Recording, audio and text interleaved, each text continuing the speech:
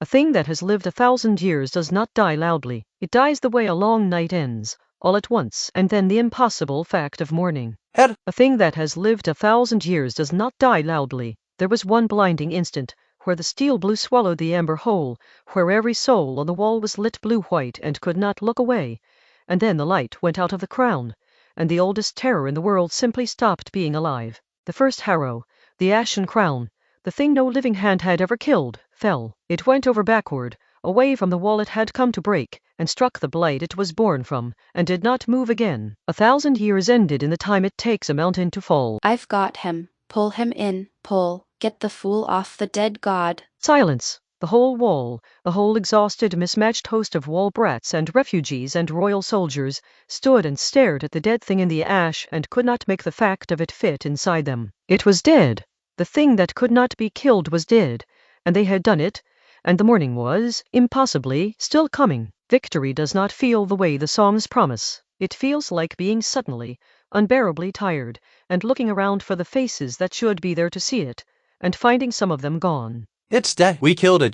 Do you see it? We seed it, lad. Old Marion and the wall together. We see it. He gave the shot. He said he would, and he did, and he grinned when he promised, and I let him, because there wasn't anyone else fast enough. You impossible, quick, brave boy. He knew what it bought. He bought the whole world with it, Aldric. Let that be the size of him. I held the line. He told me to, and I held it, and I couldn't come for him. I held the stupid rope while he... You held it because he needed you to. That's what he spent his life buying, Halden. The rope held, the head stayed down, the god died. He'd forgive you the rope in a heartbeat, so forgive yourself.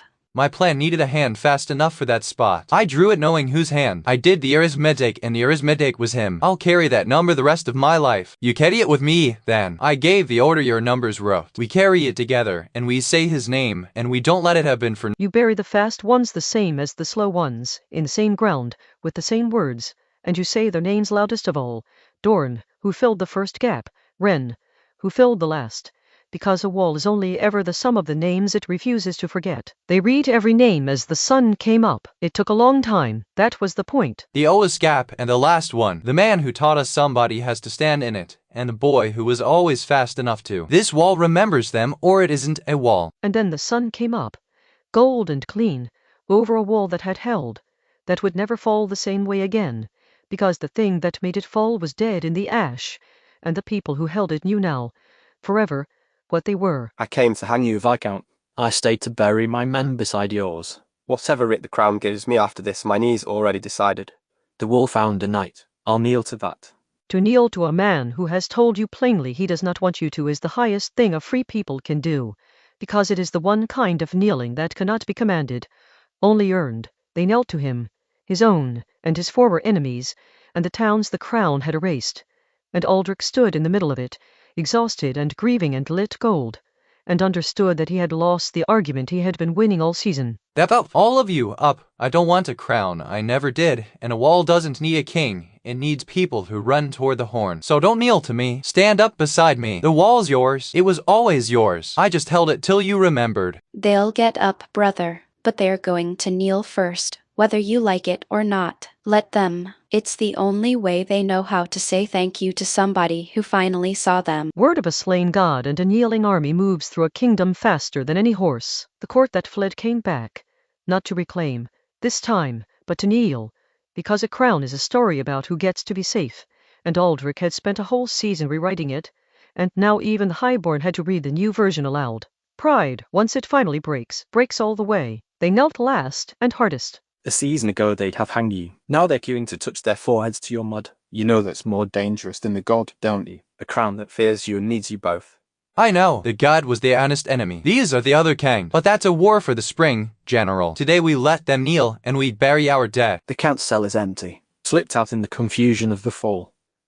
No body in the rubble either. He's out there, Aldric. Of course he is. Men like Malvin don't die in the story that beats them. They go find a bigger one. You ended the god. You did not end the harvest. The rot that fed the walls dead for 100 years still sits behind the gold walls, and it is a name, and a master, and it will not forgive you for making the Harrow worthless to it. When you are ready to come to the capital and pull it up by the root, send for me. I'll give you my face and my name then, not before. A season ago I only wanted them to notice the wall. Now I have to go tear the truth out of the throne itself. That is what happens to men who win the war they were handed. They discover the war they were hiding. Far beyond the blight, past the mount where the ashen crown lay dead, an older light stirred in a deeper rift, not the ember red of the harrow, but something colder, vaster, and patient. The first harrow had been the honest half of the wall's enemies. It had also been the smallest. The story everyone thought they had just finished was only the first page of a far longer one,